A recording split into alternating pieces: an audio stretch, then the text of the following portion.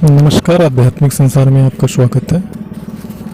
अप्सरा साधना में व्रत उपवास रखने का या मानसिक तौर पे परमानेंट जाप करते रहने का क्या लाभ प्राप्त होता है, क्या परिणाम होता है, इसके बारे में हम बात करेंगे।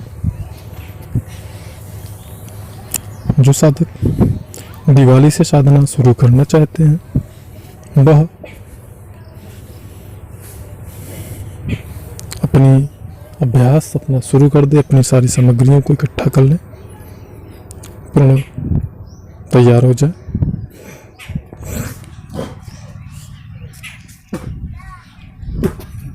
ताकि साधना शुरू करने में किसी प्रकार की समस्या उनको ना आए। पहले से अभ्यास करते रहेंगे तो अभ्यस्त रहेंगे, जिससे उनको साधना में लाभ प्राप्त होगा, ज़्यादा समय तक बैठ पाएंगे। हम बात करते हैं कि अप्सरा साधना में मानसिक तौर पर जाप करने का प्रभाव क्या पड़ता है। देखिए, सबसे पहली बात तो ये होती है कि मान लीजिए दो व्यक्ति हैं। एक व्यक्ति के पास में मोबाइल है, सेल फोन, और दूसरे व्यक्ति के पास सेल फोन है और सेल फोन में सिम भी है, यानी नेटवर्क में है वो। और जो पहला वाला व्यक्ति है उसके पास सिर्फ सेल फोन है, ना तो सिम है और ना तो कोई एक्टिव नेटवर्क है उसके पास। तो पहला वाला व्यक्ति अगर किसी को कॉल करना चाहे तो क्या वो किसी से संपर्क कर पाएगा? नहीं कर पाएगा।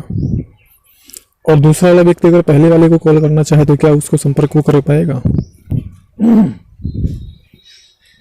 नहीं कर पाएगा। उसी प्रकार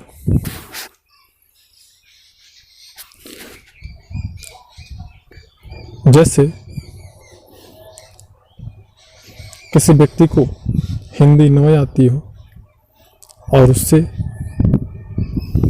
हिंदी में ही बात किया जाए, उसे हिंदी नहीं आती है लेकिन आप उस व्यक्ति से हिंदी में बात करना चाह रहे हैं, ढेर सारी बातें कर रहे हैं, तो क्या उस व्यक्ति को वो बात समझ में आएगी? नहीं आएगी। तो जिस कम्युनिकेशन में, यानी जिस लैंग्वेज का प्रयोग किया जा रहा है, जिस तरीके का प्रयोग किया जा रहा है, दोनों तरफ से उस आयाम में योग्यता होनी चाहिए।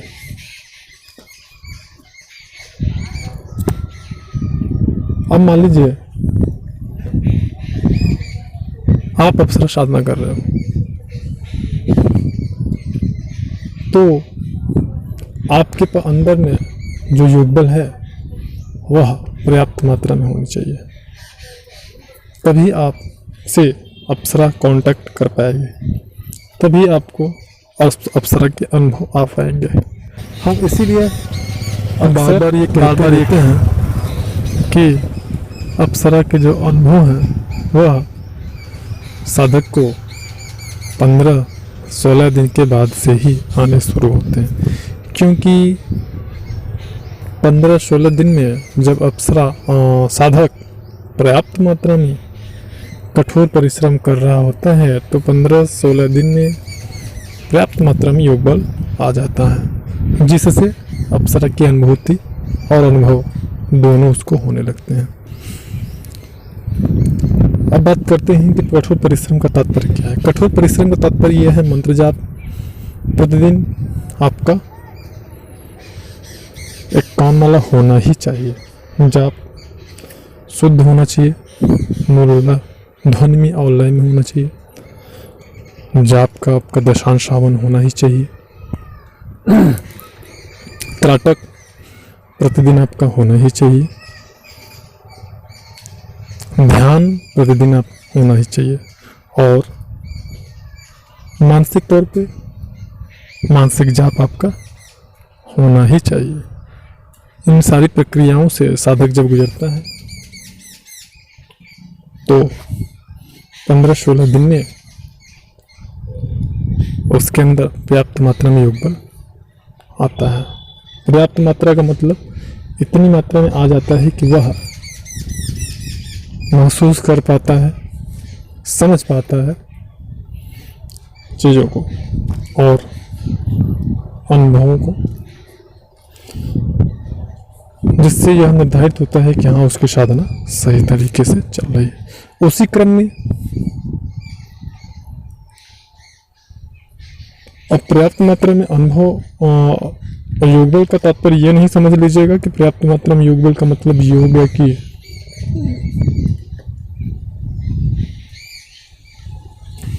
आप सिद्धि प्राप्त कर लिए, ऐसा नहीं। पर्याप्त मात्रा में योग बल का तात्पर्य है कि आप उसके अनुभवों को समझ पाएंगे, अनुभूतियों को। अच्छा, जैसे कि मैंने भी पिछली बात में ये बताया कि अगर व्यक्ति को हिंदी आता हो तो उसे हिंदी भाषा में ही बात करो, तो उसी प्रकार आप उसको समझने के लिए योग्य हो जाएंगे। इसी तपोबल या योगबल को और पर्याप्त मात्रा में बढ़ाने के लिए, क्योंकि आपका जो तपोबल है या योगबल जितना पर्याप्त मात्रा में वह बढ़ता जाता है, उतना ज़्यादा सफलता आपकी और करीब आते जाते हैं। वह योगबल तपोबल को और ज़्यादा बढ़ाने के लिए साधक के द्वारा मंत्र का मानसिक तौर पे जाप किया जाता है और उपवास रखा जाता है। मानसिक जाप जो होता है यह भी, अब जैसे कि केवल मानसिक जाप करिए तो उसका कोई मतलब नहीं, लेकिन अगर आप उपांशु जाप कर रहे हैं, अनुष्ठान कर रहे किए हुए हैं और उपांशु जाप उसमें आप कर रहे हैं प्रतिदिन एक निश्चित संख्या में, तो आप दिन भर जो है मानसिक रूप से उस मूल मंत्र का जाप कर सकते हैं। लेकिन उस मानसिक रूप से किए गए जाप को माला से नहीं करने की जरूरत है, ना तो उसका दशांश आपको हवन करने की जरूरत है। तो इससे जो आपका योगबल है उसमें और वृद्धि होती है। अच्छा, उपवास जब आप रखते हैं तो उपवास रखने से तात्पर्य यह होता है कि भोजन को पकाने में, जैसे भोजन पकाया जाता है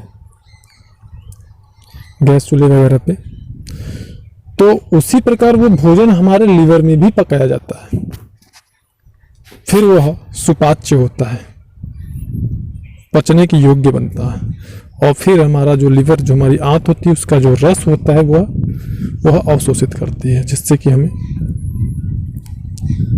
विटामिन, प्रोटीन, कंपोस्टान, मिनरल वगैरह एक निश्चित मात्रा में उससे प्राप्त होते हैं।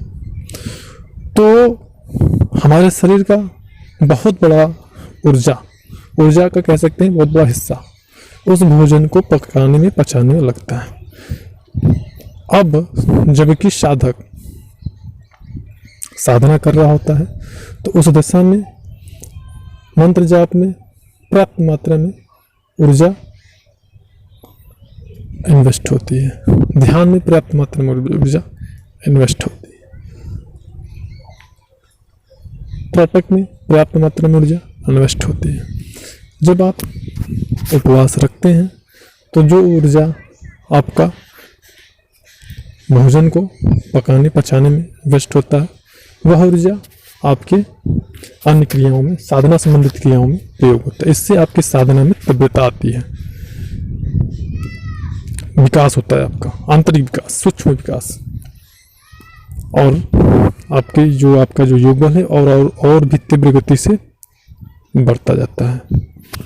और मानसिक रूप से आपके मन में जब आप उपवास रखते हैं तो हमेशा ये चीज़ गूंजती रहती है कि आप उपवास क्यों रखे हुए हैं, मतलब लगातार चिंतन करना। हमने अपने प्रीवियस वीडियो में वशीकरण का एक बहुत ही विशेष तरीका, टेक्निक बताया हुआ है। यह बिल्कुल उसी थीम पे कार्य करता है, व्रत या उपवास। तो इससे अप्सरा आपकी तरफ जल्दी आकर्षित होती है। तो ये सारी चीज़ें साधक के लिए बहुत ही इम्पोर्टेंट होती है। किसी भी प्रकार की जानकारी के लिए आप हमारे नंबर पे संपर्क कर सकते हैं। टाइम होगा दिन में 12 और 1 के बीच का। जानकारी अच्छी लगी हो तो लाइक ज़रूर करिएगा।